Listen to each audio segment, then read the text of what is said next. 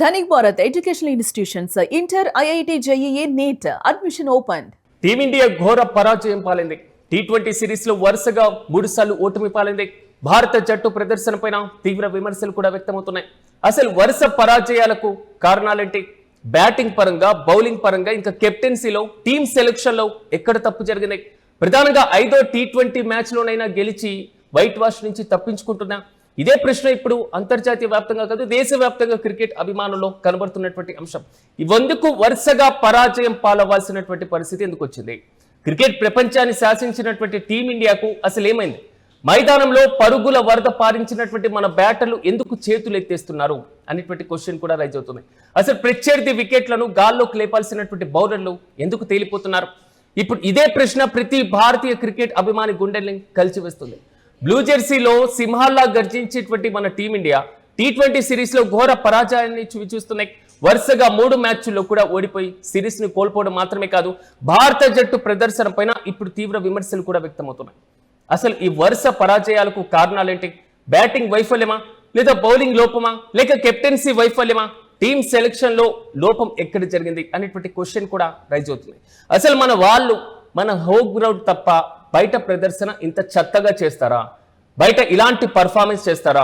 వరుసగా T20 series లో భారత్ మూడోసారి ఓటమిని చవిచూసి భారత క్రికెట్ చరిత్రలో ఇదొక చేదు జ్ఞాపకంగా మార్చుకోవాల్సినటువంటి అవసరం ఎందుకు వస్తుంది?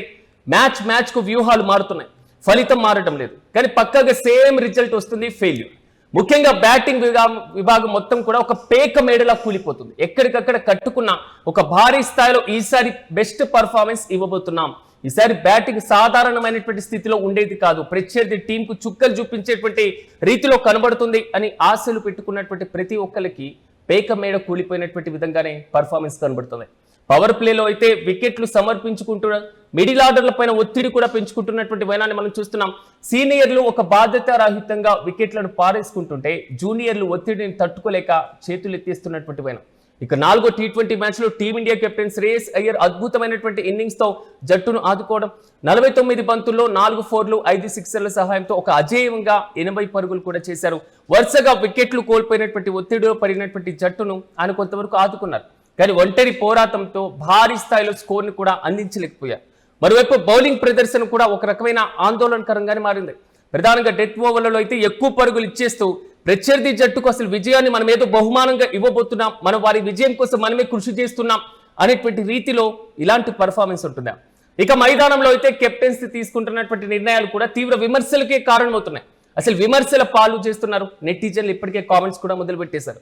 బౌలింగ్ లో మార్పులు, ఫీల్డ్ ప్లేస్మెంట్స్ కి సంబంధించి శత్రువుకు ఒక అస్త్రాలుగా మారుతున్నాయే తప్ప వికెట్లు తీసేలా ఎక్కడ కనబడట్లేదు. అసలు ఫామ్ లో ఉన్నటువంటి ఆటగాళ్లకు బెంచ్ కే పరిమితం చేస్తూ వరుసగా విఫలమవుతున్నటువంటి వారికి పదే అవకాశాలు ఎందుకు ఇస్తున్నారు? అసలు ఈ అవకాశం ఇవ్వడం వెనకాల ఉన్నటువంటి వ్యూహం ఏంటి? పిచ్ కండిషన్స్ అంచనా వేయడంలో మేనేజ్మెంట్ పూర్తిగా విఫలమైందా? ఇప్పుడు ఇదే కాంట్రవర్సీగా నడుస్తుంది. అసలు సరైనటువంటి కాంబినేషన్ ను సెట్ చేయలేకపోవడమే ఈ వరుస పరాజయాలకు ముఖ్య కారణంగా తెలుస్తుంది. ప్రధానంగా ఇప్పటికైనా మించిపోయింది లేదు, సిరీస్ ను ఎలాగో చేజారిపోయింది, కానీ కనీసం 5వ టీ20 మ్యాచ్ లోనైనా టీమిండియా పుంజుకుంటున్నాం, సమిష్టిగా రాణించి వైట్ వాష్ అవమానం నుంచి తప్పించుకుంటున్నాం. అసలు అభిమానుల గుండెల్లో మళ్ళీ ఆశలు చిగురింపజేస్తుందా అనేది మనము వేచి చూడాలి. కానీ ప్రధానంగా టాప్ ఆర్డర్ లో తడబాటు ఒక కీలకంగా మారుతుంది. టీ20 ఫార్మాట్ లో పవర్ ప్లే అంటే మొదటి 6 ఓవర్లు చాలా కీలకంగా ఉంటూ ఉంటాయి, కానీ మన ఓపెనర్లు, మన టాప్ ఆర్డర్ బ్యాటర్లు పదే విఫలమవుతూనే ఉన్నారు. పవర్ ప్లేలోనే కీలకమైనటువంటి వికెట్లను కోల్పోవడం వల్ల మిగతా బ్యాటర్ల పైన తీవ్ర ఒత్తిడి పెరిగి వారిపైన కూడా ఇలాంటి ప్రభావం పడుతుంది. భారీ స్కోర్ బోర్డు పైన పెట్టుకోవాల్సినటువంటి కావాల్సిన ఒక బలమైన పునాది మనకు లభించడం లేదు. ఒకసారి మనం మిడిల్ ఆర్డర్ లో ఉన్నటువంటి పర్ఫార్మెన్స్ ను చూద్దాం. టాప్ ఆర్డర్ కి సంబంధించి ఫెయిల్యూర్ అయినప్పుడు ఇన్నింగ్స్ ను నిలబెట్టాల్సింది మిడిల్ ఆర్డర్ బ్యాటర్లు మాత్రమే, కానీ వారు కూడా చేతులు ఎత్తేస్తున్నారు. ఒకరి తర్వాత ఒకరు పూర్తి స్థాయిలో క్రీజులోకి రావడం, అనవసరమైనటువంటి షాట్లకు ప్రయత్నించి వికెట్లు పారేసుకోవడం ఒక పెద్ద మైనస్ గా కనబడుతుంది అనేది మాత్రం విశ్లేషకుల దగ్గర నుంచి వస్తున్నటువంటి అభిప్రాయం. ఇక జట్టులో ఒకరు వికెట్ పడకుండా ఇక యాంకర్ రోల్ పోషిస్తూ మరొకరు స్కోర్ బోర్డును పరిగెత్తించేటువంటి ఒక కీలక రోల్ కావడం చాలా అసలు చెత్త పర్ఫార్మెన్సే అనేది మాత్రం క్లియర్ కట్ గా అర్థం చేసుకోవచ్చు. ఇక చివరి ఓవర్లో అయితే అంటే 16 నుంచి 20 ఓవర్ల మధ్య పూర్తి స్థాయిలో ప్రత్యర్థి జట్టును కట్టడి చేయడంలో మన బౌలర్లు పూర్తిగా విఫలమైపోయారు. ఇక యాక్టర్లు వేయలేకపోవడం, లెంగ్త్ బాల్స్ నుంచి సంబంధించి ధారాళంగా పరుగులు కూడా సమర్పించుకున్నటువంటి వైన మనం చూస్తున్నాం. ప్రత్యర్థి జట్టు భారీ స్కోర్ సాధిస్తుంది లేదా చిన్న లక్ష్యాలను కూడా సులువుగా ఛేదిస్తుంది అనడానికి మన పర్ఫార్మెన్స్ వారి బహుమానంగా ఇవ్వడం ఒక కీ రోల్ పోషించింది. వారి విజయానికి అంటే ప్రత్యర్థి టీం విన్ అవ్వడానికి మన పర్ఫార్మెన్సే కీ రోల్ పోషించింది అనేది మాత్రం విశ్లేషకులు చెప్తున్నటువంటి కామెంట్. అయితే మిడిల్ ఓవర్లో ప్రత్యర్థి జట్టు పూర్తి స్థాయిలో పార్ట్నర్షిప్లను బ్రేక్ చేసి బౌలర్లు కూడా కరువైపోయారు. వారికి సంబంధించి వికెట్లు పడకపోలేకపోవడంతో ప్రత్యర్థి బ్యాటర్లు సెట్ అయి చివరి ఓవర్లో మన బౌలర్ల పైన విరుచుకుపడడం మొదలు పెట్టేశాం. ఈ మొత్తానికి కూడా ఒక్కసారిగా మన పర్ఫార్మెన్స్ ఇంత ఘోరంగా ఉంటుందా? మనం ఇక్కడ ఐపీఎల్లో బెస్ట్ పర్ఫార్మెన్స్ ఇచ్చిన తర్వాత ప్రతి ఒక్కరు తమ పర్ఫార్మెన్స్ తో అభిమానులను ఆకట్టుకున్న తర్వాత సో వరల్డ్ మ్యాప్ లో అంటే పూర్తి స్థాయిలో T20 మ్యాచ్ లో ఇలాంటి పర్ఫార్మెన్స్ ఉండబోతుంది. అక్కడ పిచ్ ని కూడా మన కంట్రోల్లో తీసుకొని మన లాంటి ఒక బెస్ట్ పర్ఫార్మెన్స్ ని ఇవ్వబోతున్నాం. విజయ అవకాశాలు విజయ బావుట వైపు అడుగులు వేసేటువంటి ఛాన్స్ ఉంటుంది అని అందరూ ఆశగా ఎదురు చూస్తే మా పర్ఫార్మెన్స్ ఇంత చెత్తగా ఉంటుంది అనేది మాత్రం మీరు నిరూపించుకున్నటువంటి వైన మనం చూస్తున్నాం. మ్యాచ్ పరిస్థితులకు తగినట్లుగా కెప్టెన్ నిర్ణయాలు కూడా లేవు అనేటువంటి కామెంట్ వస్తుంది. సరైనటువంటి సమయంలో బౌలింగ్ లో మార్పులు చేయలేకపోవడం, వికెట్ పడేటువంటి అవకాశం ఉన్నప్పుడు డిఫెన్సివ్ ఫీల్డ్ ప్లేస్మెంట్ కి సంబంధించి పెట్టడం, ఇక ప్లాన్ ఏ ఫెయిల్ అయినప్పుడు మ్యాచ్ ను మలుపు తిప్పేటువంటి ప్లాన్ బి లేకపోవడం జట్టును బాగా దెబ్బతీసినట్లుగా తెలుస్తుంది. అసలు ప్రధానంగా జట్టు ఎంపికే ఒక పెద్ద తప్పు జరిగిందా అనేటువంటి క్వశ్చన్ కూడా రైజ్ అవుతుంది. పిచ్ పరిస్థితులకు తగినట్లుగా ఒక కీలకమైనటువంటి ఫైనల్ జట్టును మేనేజ్మెంట్ పొరపాటును ఏర్పాటు చేసిందా అనేటువంటి వాదన వినబడుతుంది. ఇక ఫామ్ లో ఉన్నటువంటి ఆటగాళ్లను పక్కన పెట్టేశారు.